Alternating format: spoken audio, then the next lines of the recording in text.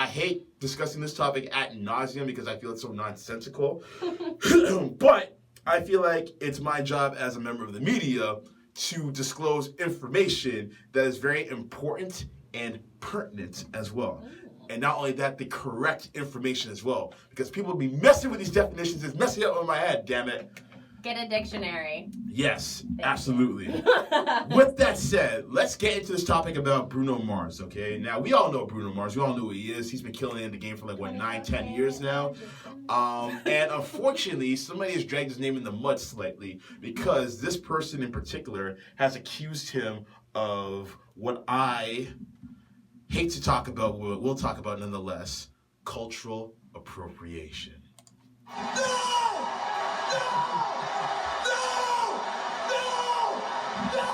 You guys already know where I stand on this, all right? But for those of you guys who are just tuning in, and why is my iPad being stupid right now? For those of you guys who are just tuning in, I will fill you in on what is happening with this particular subject because it's very nonsensical, but nonetheless, I will bring it to your attention. So, there is a lady out there who goes by the name, if I can find it over here.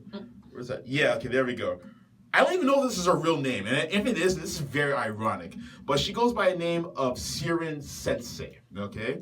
Now, Siren Sensei is a black woman, and oddly enough, Sensei means master in Japanese, so I find it funny that she isn't one calling him out for cultural appropriation, but hey, that's none of my business. Sip that tea real quick. yeah, pinkies up. But nonetheless, I find that very ironic. But anyways, I digress. That's besides the point. What initially happened is a video went viral, circulating the net, basically with this person calling out Bruno Mars for cultural appropriation. Now, basically in the video, and I'm going to be paraphrasing, mind you, she said that Bruno Mars won this award, and the award they're talking about is Album of the Year award at the Grammys, which is arguably the biggest award of the night. He won this award because of the fact that he is racially ambiguous, and white people love him because of that. And also because of the fact that he's racially ambiguous, he's able to cross different genres without any consequence, and that he's using a predominantly black sound to be successful in the music industry. Now, before I know, it's laughable, right? It's fucking idiotic. Now, before I go into my diatribe, I'm just going to give the definition of what cultural appropriation really means, and then I'm going to give you the platform to, kind of give your take on it. 'Cause I feel like my take is going to be very long-winded, so I just want to, decompress a little bit with this definition, then I'll let you have the floor. All right. But nonetheless, cultural appropriation, ladies and gentlemen, is when you take a particular aspect of one's culture, one who is from a culture that is a bit, quote-unquote, maybe less fortunate, or maybe less prominent, or has already been, taken advantage of in some way, shape, or fashion. You take that aspect of the culture, you profit off of it, and once you do not give credence or any type of, congratulations or any type of affirmation that culture was once attributed to said cultural group, and then on top of that you profit off of it, and then you discard it once you're done and have left it to be done with and over with. That is cultural appropriation. Now that you have that information in mind, before I give my opinion on this, Tani. I'm naming all the celebrities in my head who have done this who are white. Trust me. Let's get into this, Tani. Mariah Carey, Katy Perry. Well, Mariah, she's half black though. She's half black. Okay, fine. We'll take up Mariah Carey. Well, Katy Perry, Miley Cyrus. She's probably the biggest one so far, as of recent times. Yeah, and I'm okay, Bruno Mars. We talked about this earlier. He's Filipino. He's Filipino, Puerto Rican. And a little bit of Jewish in there, too. Okay. Shalom. And he also, helps other artists. We're good. Helps other artists who are within those backgrounds, and, in the, hip-hop, R&B field. He collaborates with them, works with them, thanks them, appreciates them, continues to collaborate with them. So I'm in that definition, I'm where does he fall into the definition of of appropriating? Right? I'm like confused. I'm confused as well, but luckily I've had the week to stew over this. So with that being said, He's like, okay, here I go. This Ready? one might go in the books. This might go in the books. First of all, let's really break this down. For you to be a cultural appropriator, you have to be of a certain ethnic group that has been looked at as the quote-unquote dominant race. With that being said, he already fails to check that box off because he is a person of color. He is Filipino, a group that has been traumatized by the ills of colonization and slavery for centuries because of the Spanish and the Japanese. He is also Puerto Rican, again, another group that has been marginalized because of the transatlantic slave trade. And he's Jewish, a group that has been enslaved since the biblical era. Jews were blamed for killing Jesus Christ. I know. How sway? You know what I mean? I'm like, do you remember the Holocaust? They were enslaved. Yeah, I mean, that happened less than 80 years ago. I mean, for what, 6 years? 6 million Jews were massacred? But again, we sweep down the rug. Anyways, I digress. That's what we do in society, though. Right? Second thing. Bruno Mars has been in the music industry, as far as we know, as a household name, for about 9 years now. His first placement was Nothing on You. Remember that record with B.O.B.? Nothing on you, baby. Nothing I'm like, on wow. you, baby. Remember that I record? haven't even thought about that. Yeah, for that a was his first ever long placement time. that we know of, at least. Yeah. And that was one of B.O.B.'s first look, singles. there's Filipino, Asian, and Black, that group, mixture, or they collaborate with other people. They do very often in more ways than one. But nonetheless, that was his first placement. And he's always been within that hip hop and R&B realm. He's done pop music as well, but he's also a multifaceted artist. More R&B-ish anyway. Exactly. He's always put a little bit more soul into it. Yeah. But this time around, he's going full soul. That's all he's doing. Funk for you. And that brings me to my next point, how he's able to go into different genres. She's saying he's able to go into different genres because he's racially ambiguous. No, bitch. He's able to go into different genres because he is talented. Not only can he sing, he writes his own music. So we're going to talk about Justin Timberlake, though? We'll get to that. We'll get to that.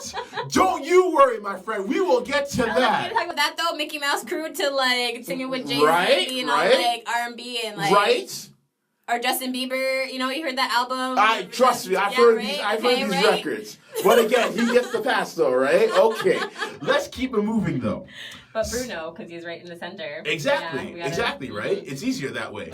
But nonetheless, we digress. Bruno is multi-talented. He sings. He writes his own music. He writes for other people. And he plays an arsenal of instruments. He is, in the true sense of the word, talented. That too, and a musician.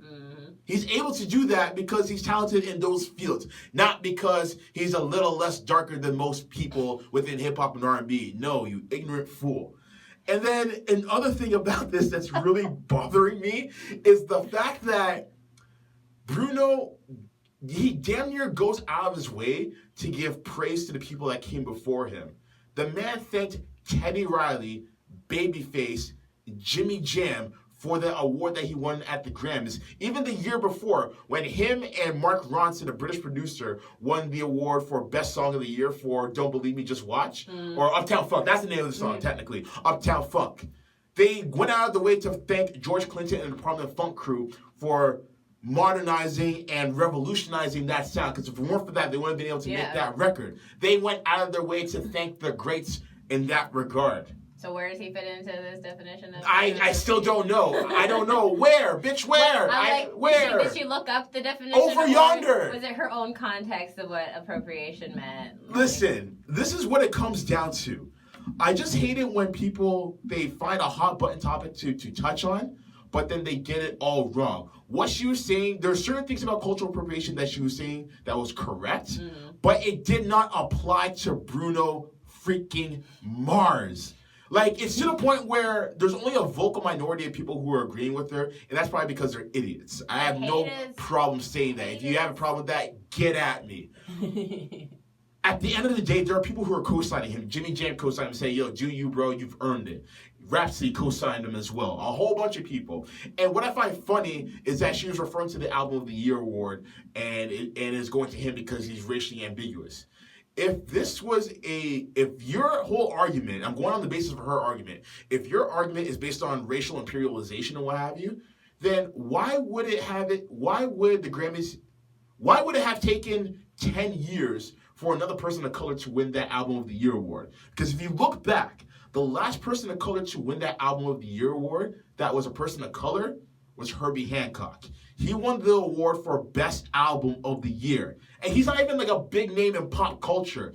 He is somebody that our parents would know. He is a I'm like, I heard the name. I was like, what? He is an innovator of jazz music. And the irony behind that is the fact that he won that award over Kanye West, who was also nominated for that award when he released the Graduation album, which in my opinion is Kanye's best album. I love that album. Mm-hmm. And a lot of people who are probably like her, were mad that Kanye didn't get that award and that it went to Herbie Hancock. And it's like, do you know who this man is?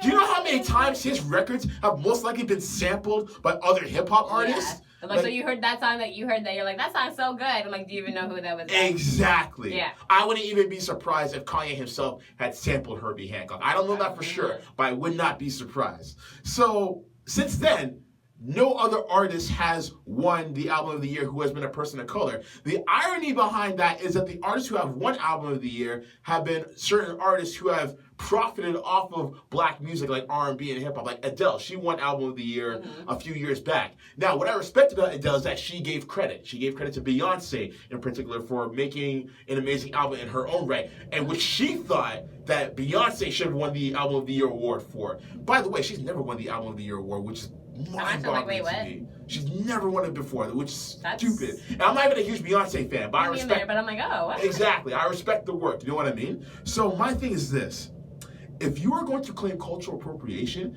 get the definition right first off, and whomever you're pinning this on, get it correct as well. And thirdly, and this is my big thing right here, it's not only just on the artist that could be accused of cultural appropriation. It's the label, it's the system that's put in place. That is the real threat, the real target that you should have your mark on. You can blame Iggy Azalea all you want for cultural appropriation, even though I personally don't think she is the root of her certain scenario cultural appropriation. I went on record 4 years ago to say that there are certain things you can look at as a form of cultural appropriation, but in the grand scheme of things, I don't think it is on her end because of the fact that she's been controlled by other entities like T.I. Why not call him out? Because he's the one who signed her and manages her and tells her how to market her image. Exactly. And like, what's the difference between her and Nicki Minaj? One just happens to be white, the other is black. They talk about the same shit. Nicki may be a little bit better at her than it, but they talk about the same shit. Yeah. But they're it's because both this pop color stars. of the person's skin. Yeah. Literally, it's kind of like we were talking about earlier about like with like going to a party or like being like right away judged based on the color of your skin. Like, oh, you're whitewashed or whatever it is. Exactly. Right? So it's like, for me, even thinking with Iggy, I'm like, I don't know her full background. Right. Like, for all I know, she could have grew up with a bunch of like people that were black, and that's how maybe she grew up. It's like I grew up around a lot of white people. Like, yeah. And see, that's the thing that I pointed out a few years back as well. I pointed out the fact that when she got into the music industry, she wasn't like a pop star or whatever. She was always a rapper. Yeah. She signed with a record label in Houston or something like that, and then that fell through, and then T.I. picked her up. And she got picked up by T.I. in 2011, because I think that was the same year, or the year after, she was put on the XL freshman cover. Yeah. And then in 2014, when she blew up, that's when people started calling that cultural appropriation, because she was on the top of the charts. She's twerking, and she got other black girls in her video Right. So why not call her out from the jump instead when she's big and popular? You know what I mean? Yeah. Don't wait to call her out. Call her out right there and then. No. They gotta wait till she's up on her high horse so they can. And I hate that. Yeah. Like, don't pick and choose. Like, call her, like, go all in. You know what I mean? Go all in. Yeah, so now Bruno is up on his high horse, gonna knock him down. He knocked him down a few years ago. Like, even when he just had Uptown Funk come out, would you have knocked him down then? Because that would have been appropriate too then, wouldn't it? Exactly, but based on that logic. Now, when you want to accuse somebody, let's say I'm Miley Cyrus, then I'm on board with you. Now, mind you, when she's doing all the twerking or whatever, I didn't care. I'm like, people are getting mad that she's appropriating twerking. Okay. There's other things you can be appropriate that I'd be offended at. But if you want to see twerking, have at it. But when she went in an article on Billboard and said, I hate hip hop music, it made me it made me go in this downward spiral in my life. What? And now I don't associate with it anymore. Now I'm gonna call cultural appropriation. I did not even know that, and bitch, I was on the drugs that you did that to you. Not whatever exactly. You were in with music. Nobody told you with your pasty, stale, chicken from no frills looking ass to go and twerk when nobody said that you were about this culture. Nobody told you that. Listening to like codeine. Is that what you listened to? Yeah, basically. So I definitely give her the cultural appropriation tag. Vanilla Ice, cultural appropriation tag. I would say, I don't know if I want to call Justin Timberlake a cultural appropriator, but that whole situation with Janet Jackson kind of rubbed me the wrong way a little bit because he was actually allowed to come back to the Super Bowl and like perform or whatever. Yeah. I haven't listened to his new album, but it looks like he's taking some like wilderness approach, like almost looking like some sort of like Davy Crockett approach as far as the image goes. Music, I haven't heard the music, so I can't judge on that. Yeah. Right? No, he did that Suit and Tie album at first. Right. And going back into that like poppy. And you know what the joke was? He kind of stole Robin Thicke's swag in that arena. Yeah. Right. And it was just weird. I'm like, come on, that's kind of Robin Thicke's thing. You're kind of stealing that swag a little bit. Like the slick back hair, the lounge music. Popular right now and then, right? Yeah. But hey, it is what it is. But yeah, like those would be certain people that I would call out for cultural appropriation. Macklemore, no, but I do think the whole white guilt thing, like I get tired of that. It's like, Doc, stop, beat yourself up. Like, it's not your fault. It's not your fault. You're white. Yeah. Like, you've been grinding in the Seattle hip hop scene. I didn't even know they had a scene since like 2004. You know what I mean? Like you got to where you're at because of hard work. Like you got there. Don't say, oh, it's my whiteness. Oh, I hate my. No, shut up. Like you earned your award. Like take it for what it is. And also, if it is, it's like it is. It is what it is. Yeah. Stop, like it's not you who dictated to win that rap Grammy award back in 2013 when Kendrick should have won it. It was the Grammy committee who effed up on that. I'm just saying. Like he should have won for Good Kid, Mad City. That's fucked up. And then also you have Eminem. Now Eminem has always been a target at that, but me, I don't see it because he's been rapping since the mid-90s. Yeah. And he hasn't stopped. There may be other sounds and influences within his music, but it's still primarily rap. Like a friend of mine once said, oh, he's a cultural appropriator because he wears a do-rag. Like, really? So because he wears a do-rag, he's appropriating black culture? Like, come on. Like, you're being petty now. Like, also that, like, if you also take a look, again, where did he grow up? Exactly. Who did he grow up around? Exactly. Like, what culture was he around the most? Exactly. So, like, that for him, that's his normal. Right. He doesn't know any other way. That's why he also makes fun of that, too, and exactly. songs and shit, yes. too. Like, have you actually ever listened to the song? And that's the thing, like, the person I was talking to has never really listened to an album. Then shut up. You exactly. don't have an opinion. You don't have an People opinion. always have so many opinions about things that you don't know shit. And exactly. So I'm like, if I don't know it, I'm like, that's why I'm sitting, it's like you're talking to myself, I'm like sitting here nodding my head. Right. If I don't have an opinion, I'm not going to say anything because I don't know shit. I just hate people. I'm like, sorry. I just hate people sometimes.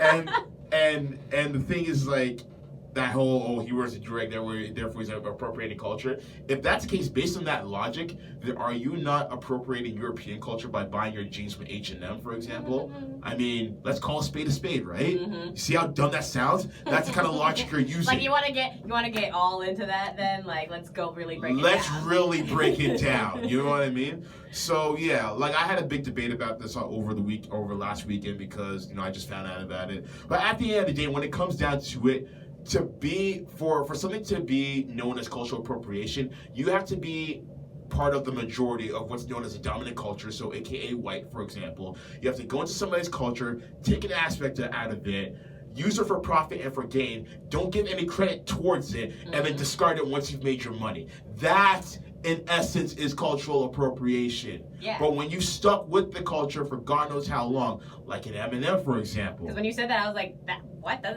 makes no sense at all. No, that's not cultural appropriation. So for Siren Sensei, or whatever your name is, taking a Japanese name even though you're black, I would like to know the origin of that. If that is a stage name, then you played yourself. But if not, it is what it is. But nonetheless, for you and people like you, you need to understand what the true definition of cultural appropriation is, know who you're aiming it towards, and at the end of the day, no matter who you're aiming it towards, as far as a single entity, at the end of the day, it all gets pointed to a bigger conglomerate. That is the point of it. So I never want to hear this stupid issue ever again. I know that's wishful thinking. You're gonna hear it. I know I'm gonna hear it. I know I am. Definitely gonna hear but it. at the end of the day, I just wish that people would operate with common sense. Read a dictionary. And I wish people would operate within context. Yes. Know the background of the story before you chime in with your opinion or your hot take, just so you can get 1 million likes on your Facebook post or whatever the case may Not be. even just the context of the backstory. Understand the context of the words that you're actually using. Yeah. Like words actually have meaning. Words are actually powerful. So before you open your mouth, know what you're actually saying. That's all we are talking about, ladies and gentlemen. Do you agree? Do you disagree? Hit me up on Twitter on all social media platforms or whatever ones you can find me on at Cool Radio CC. He made it simple for you. Yes, thank you. I did. I tried at least. I tried.